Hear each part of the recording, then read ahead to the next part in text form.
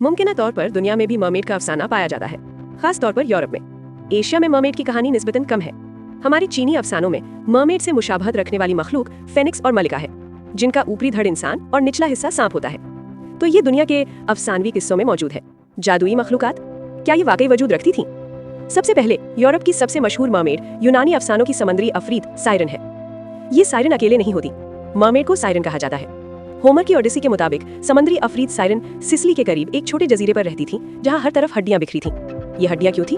क्योंकि वो इंसानों को खाती थी। इसका रोज का काम अपनी आवाज से जहाजों को बहकाना था, ताकि मल्लाह बेहोश हो जाए और जहाज जजीरे से टकरा जाए। फिर जहाज खामोश हो जाता, मल्लाह पानी में गिरते और तैरते हुए जजीरे तक पहुंचते। वहां पहुंचते ही वो उन्हें खा जाती। चूंकि मरमेड मल्लाहों को बहकाती है और मल्लाह आमतौर पर मर्द होते हैं, इसलिए मरमेड को औरत तस्वुर किया जाता है। उसूलन तो कोई भी इस जजीरे से महफूज गुजर नहीं पाता था, लेकिन 3 अफराद ऐसे हैं जो कामयाब हुए। पहले यूनानी अफसानों के मूसीकार ऑर्फियस, जो वायलिन बजाने में माहिर थे। जब वो सायरन के पास से गुजरे तो सायरन ने गाना शुरू किया और उन्होंने वायलिन बजाना शुरू किया। फिर क्या हुआ? उनके वायलिन ने सायरन को मसहूर कर दिया।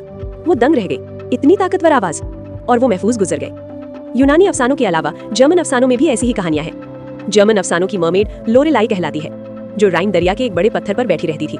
उसके सुनहरे बाल थे और वो रोजाना गाती थी गुजरे हुए जमानों की याद दिलाने वाला गीत। फिर जहाज पत्थर से टकराते और टूट जाते, दरिया में गिरते और वो उन्हें खा जाती या नहीं खाती। बहरहाल वो बुरे कामों के लिए मशहूर थी। ऐसा कुछ नहीं हुआ। फिर आयरलैंड की मरमेड का क्या? उसे मेरिल कहते हैं, जिसका मतलब है समंदर की गाने वाली। मेरिल का दोस्त हो या साथी, ख्वाह मर्द हो या औरत, सबके सब्ज बाल और सब्ज दुम होती है। उनकी उंगलियों के सिरे शफाफ होते हैं, जैसे तीर चलाने वाला निशान।